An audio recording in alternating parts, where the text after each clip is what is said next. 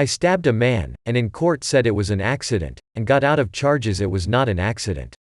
When I was freshly 18 years old, I got into a fight at the park near where I live.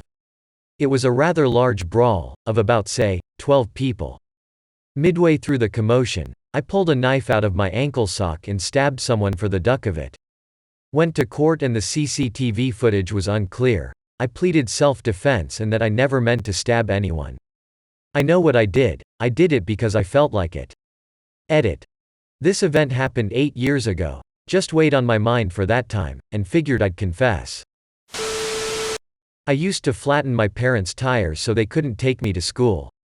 I hated school growing up but was lucky enough I didn't have to take the bus, and in the 4th to 5th grade whenever I wasn't sick and didn't want to go to school, I would either let the air out from the tire to make it look like the tire was flat, or I would physically puncture it with something sharp to flatten it. My mom didn't work and my dad worked from home so they didn't have a reason to get it fixed right away, and since it was early morning, my mom would tell me not to worry about school that day and to go back to bed. Looking back, I probably cost them hundreds in patches, plugs, or whole new tires just because I didn't want to go to school. I never confessed to them what I did, but now whenever my mom would get a flat she would text me and tell me to go back to bed, and that school is off today even though I'm in my late 20s, and live an hour away. How many flats did your parents think people get in 1 year? I get about a nail a month working construction. Got a deer antler stuck in my tire a few days ago. How the duck did you manage to get a deer antler in your tire? I put peanut butter in my friend's drink thinking she was lying about her allergy. I was young, only in the 2nd grade, and had recently been taught about lying.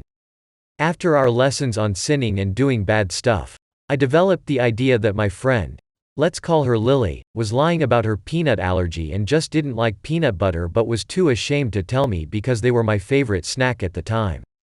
Not to mention the times when someone would bring in a snack for the class and we'd always have to check if they had peanuts in them. If they did, the whole class couldn't eat them so that she wouldn't feel left out. I was tired of what I thought was a dumb, made-up lie and decided to take matters into my own hands by bringing a big jar of peanut butter and waiting for the perfect moment to strike. Once it was snack break I waited until Lily went to the bathroom to take out my peanut butter jar to slip a spoonful into her cup, shaking it good so she wouldn't suspect a thing. Once she came back, she sat down and drank some of her peanut butter-infused water. As she did so I watched with wide eyes making sure to take in every detail, now convinced that she's been lying the whole time. Suddenly, Lily started coughing uncontrollably, choking and thrashing herself all over the floor. It also didn't help that she forgot her EpiPen at home that day, causing her to convulse and forcing my teacher to call an ambulance. It turned out she was severely allergic to peanut butter and I never had the gall to tell her what I had done that day. We're still friends today and she strongly believes that her father was trying to kill her that day since she got in a fight with him the day before regarding her dead mother. Jesus Christ. Honestly, holy shit, she's still friends with somebody that secretly tried to kill her? She really should have found a way to at least tell the friend it was someone other than her father. I used to run a fake report card cartel back in high school. I attended a private high school in Cape Town, South Africa. I was a decent student and my folks were strict when it came to academics. One school term, I passed all but one class and I knew that my mum would be a raging animal if she sees that. So I came up with a plan. I had to somehow change that failed to pass. Like 2 weeks before the term ended, I purchased a new report card from the school's business office. Remember that the original one was in the school administration's hands. I only had the new one I planned on filling up myself with all passing grades. I however couldn't use my handwriting for all like 10 subjects we took in high school. As resourceful as I was, I convinced a few upperclassmen to help me with this and they agreed. Long story short, my report card was filled with different handwriting and signatures to make it seem like it was different teachers. Now the remaining task was having it stamped. This was the most important part of the whole con job. Without it, my parents would call me bluff. At this point, I had recruited my other friends that had failed hard that term. It was a small gang of failures trying to fake it till we make it. Amongst us was the teacher's pet. He was a school perfect and was liked by all teachers. He used to frequent teachers' break rooms and offices, so he was perfect for stealing the school stamp. Long story short, he stole the stamp. No teacher ever asked him. At this point, it was all but done. I stamped my report and it was now authentic. My friends also did the same. We got away with it and nobody ever found out. The following term we slacked off knowing we had a con job to save us at the end of it. I was the one who kept the school stamp and was responsible for all-day passes and fake report stamps needed. We had several clients and we ran the scam for a good 2 years of high school before we graduated. To this day I have the stamp in my room back home. That was the most important I ever have been in my life. I saved a lot of kids some ass whopping and I've zero regrets. I was the coolest kid amongst fellow school slackers. I managed to actually pass high school and recently graduated college in computer science somewhere in Texas, USA. I graduated high school around the mid-2010s. Edit. In South Africa, our report cards are not like in the USA. Ours are more like books, at least in the school I attended.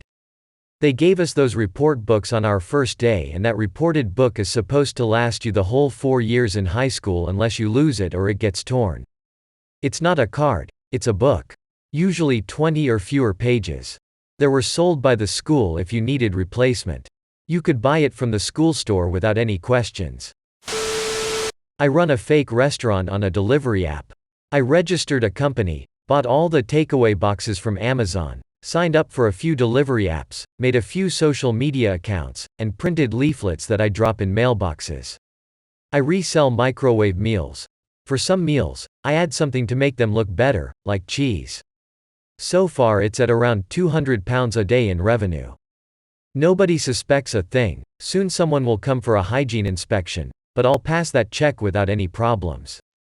It's not illegal to operate out of your kitchen.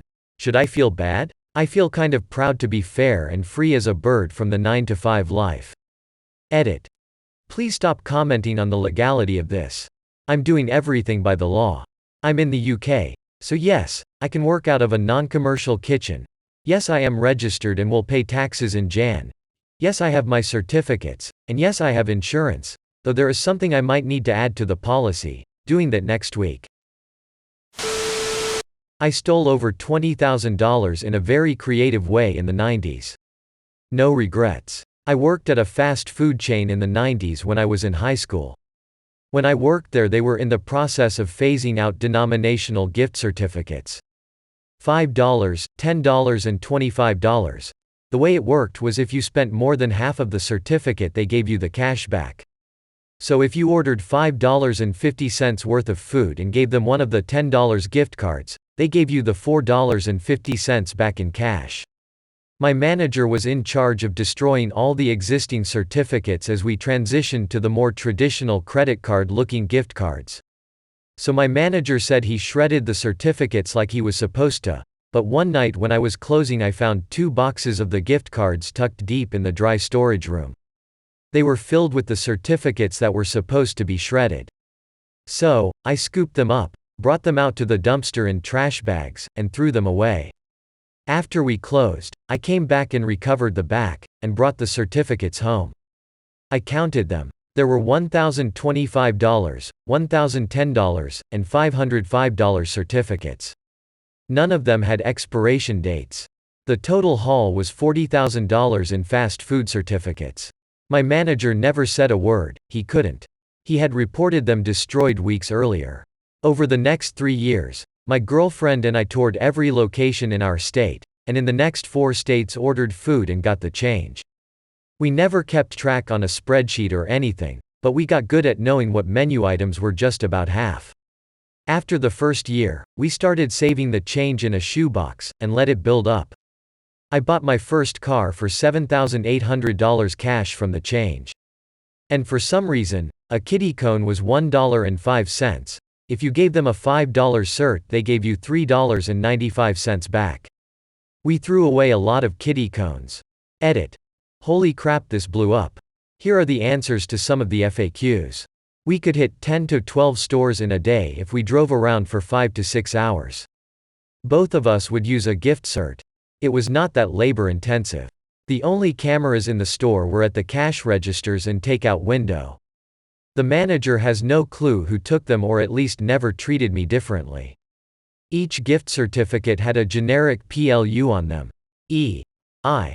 All the $25 was PLU number 756. When we stopped selling the certificates, we were told to keep honoring them because they were prepaid. They were not coupons. I slept with my daughter's ex-boyfriend. He got me pregnant and I had an abortion. They got back together and got married.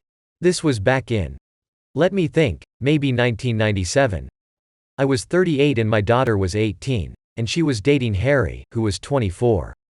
I was an alcoholic and dabbled in other drugs, mostly cocaine.